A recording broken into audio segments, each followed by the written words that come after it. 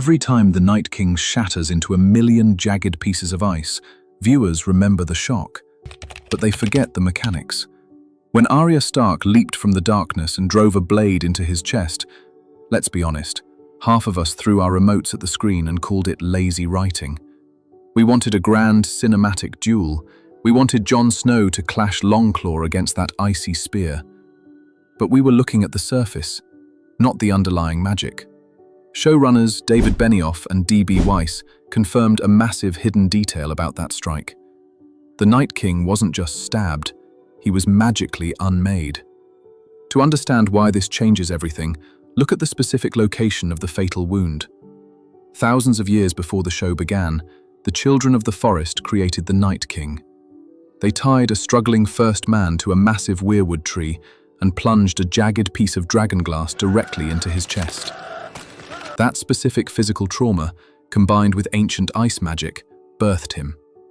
When Arya strikes the fatal blow, she doesn't stab him randomly in a chaotic, muddy frenzy. She plunges the Valyrian steel Catspaw Dagger into the center of his chest, the very same spot where the dragonglass was originally inserted. This isn't just a coincidence, it's a complete reversal of the magic that created him. The magic of Valyrian steel is forged with dragonfire. It directly countered the ancient ice magic of the dragonglass at the physical nexus of his creation. He wasn't just killed by a sharp piece of metal, he was unmade by the very rules of the universe that birthed him. The showrunners explicitly stated this was the only way he could be destroyed. It turns his death from a simple assassination into a cosmic correction. It proves the magic system operates on strict, symmetrical laws, cause and effect. Think about the emotional impact. We're conditioned to believe ultimate evil can only be defeated by ultimate force. But the show subverts this. True power lies in understanding the rules. The Night King's death perfectly balances the magical scales. It tells the audience this world is a carefully balanced equation. Every action has an equal and opposite magical reaction. Very nice dagger. But having the right magical location means nothing without the right weapon. This brings us to the ultimate poetic irony of the Catspaw Dagger. The show buried this storyline in plain sight. The Valyrian steel blade Arya uses is the identical weapon introduced in Season 1. In that first season, an assassin wielded this dagger, a literal catspaw. He was sent to murder a comatose Bran Stark in his bed. This weapon was specifically chosen to end Bran's life. It was meant to spark a massive continental war. For 7 seasons, that dagger sat in a vault in Winterfell. It was a relic of a failed assassination, gathering dust. But in Season 7, Bran, now the all-seeing three-eyed raven, gifts this specific dagger to his sister.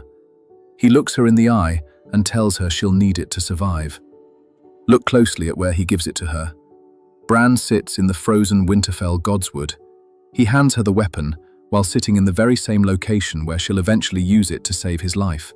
The weapon introduced to kill the past was used to save the future. Bran didn't just give her a knife.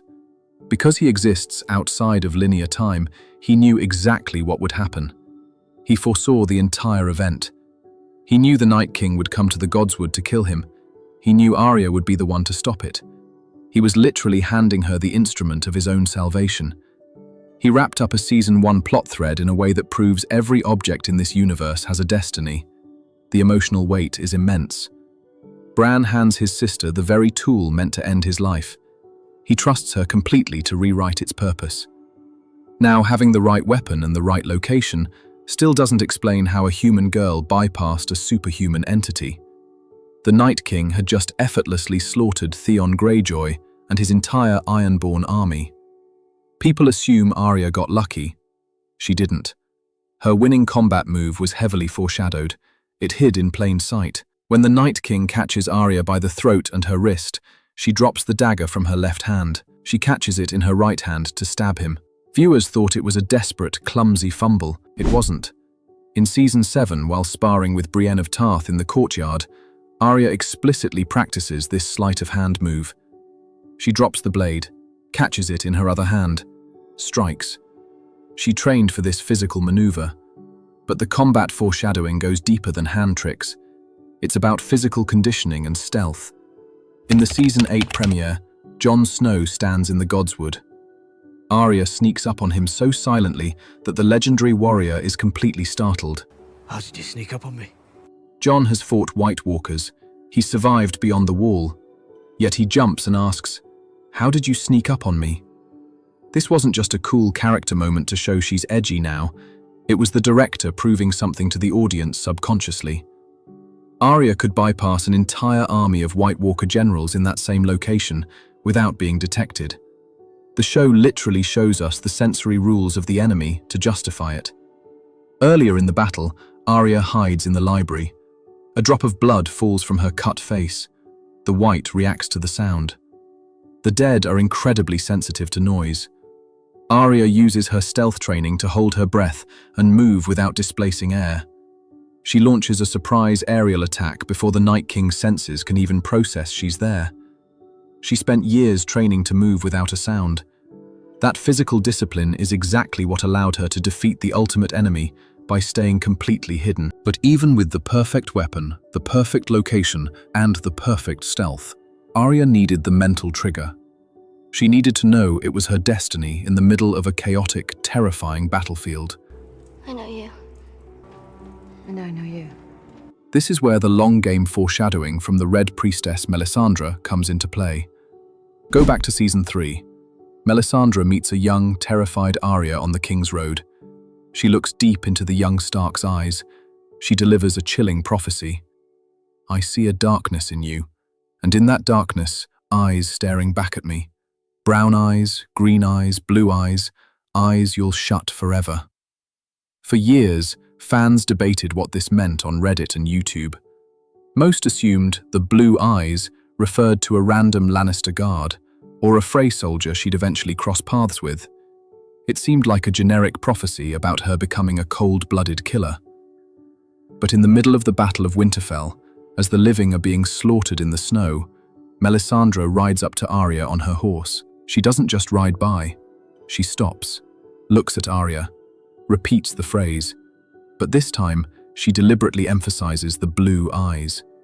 She says it to trigger a memory. In that split second, the mental block vanishes and Arya realizes her true destiny. She isn't just fighting to survive anymore.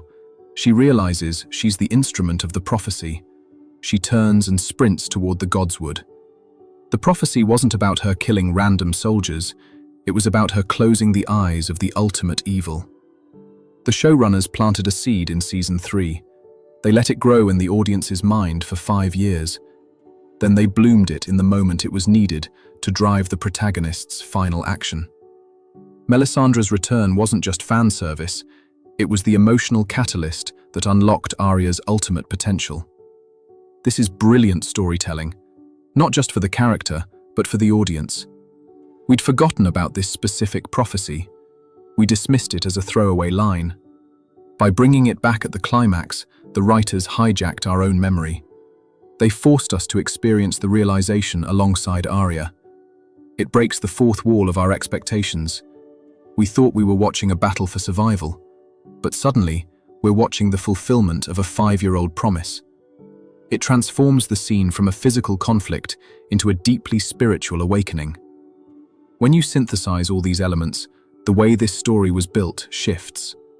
The Night King's death goes from a controversial subversion to a brilliant piece of emotional and magical storytelling. The Blue Eyes prophecy provided the mental trigger. The journey of the Catspaw Dagger provided the destined weapon. The hidden combat clues provided the physical means. The specific location of the strike provided the magical unmaking. They took threads planted years in advance and wove them together flawlessly. It doesn't feel like a rushed ending, it feels like destiny. The showrunners didn't just write an ending, they built this moment to hit us hard. They wanted the audience to feel the same sudden, breathless shock that the Night King felt when the blade hit his chest. By stripping away the expected epic duel, they replaced it with a silent, perfectly executed assassination.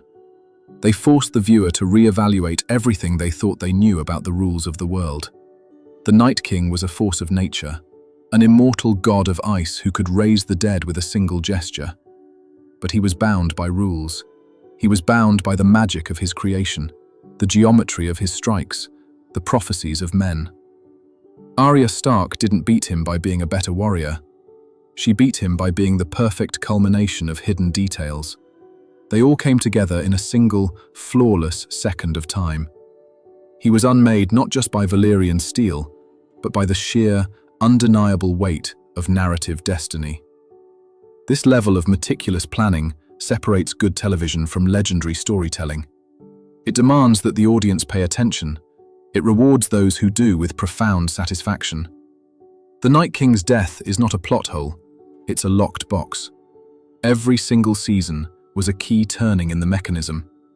When you finally understand the mechanics of the unmaking, the irony of the dagger, the precision of the combat, and the trigger of the prophecy, the ending stops being a disappointment. It becomes a revelation.